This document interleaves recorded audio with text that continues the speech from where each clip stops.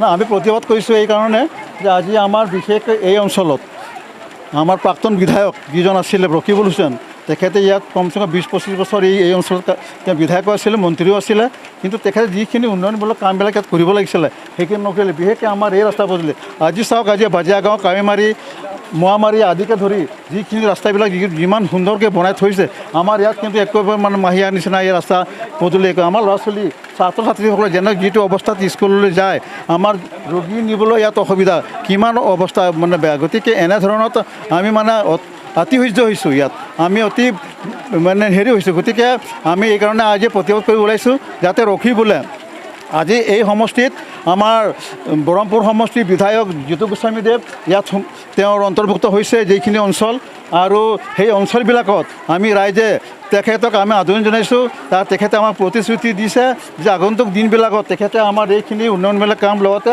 ৰাস্তা পদূলি কাম মিলি তেখেতে কৰিম বুলি প্ৰতিশ্ৰুতি দিছে।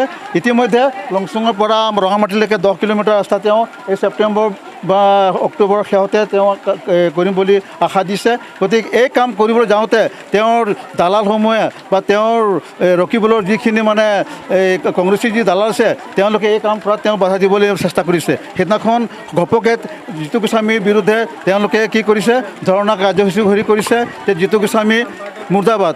দুমাহৰ ভিতৰত ৰাস্তা নিশ্চয় তেখেতে কৰা আমি যিটো কৈছে কিয় নহ'ব, সময় লাগিব যে ইয়াত ডাম্পাৰ চলিব।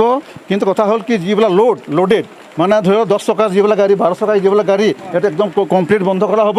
ইয়াত 4 চকা বা 6 চকা গাড়ী চলক, তাত আমাৰ আপত্তি নাই, কিন্তু লোডেড গাড়ী যিবিলাক 10 টনৰ ওপৰত যায় সেইবিলাক গাড়ী ইয়াত নচলিব বুলি তেওঁ মানে একদম আমাক কথা দিছে।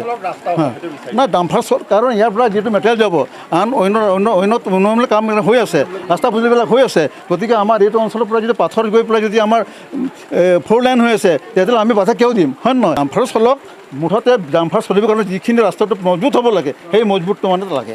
নাই বিভাগলৈ আমিতো এইটো আহ্বান জনাওঁ যে বিভাগো এইটো সহায় কৰি পেলাই যাতে ৰাস্তাবিলাক আমাৰ ভাল হ'ব লাগে। আমি ৰাইজৰ সেই এই আপত্তি আৰু নাই, বাধা কোনো দিব নালাগে সেই বস্তুটো। হয় আমি কোনো যাতে বাধা দিব নালাগে, সুন্দৰকৈ ৰাস্তাবিলাক হ'ব লাগে, হয় নহয়? ইয়াত যিবিলাক আমাৰ উন্নয়নমূলক কামবিলাকো হ'ব লাগে। গতিকে আমি সেয়ে আশা ৰাখি পেলাই আজি এই প্ৰতিবাদটো সাব্যস্ত কৰিছোঁ।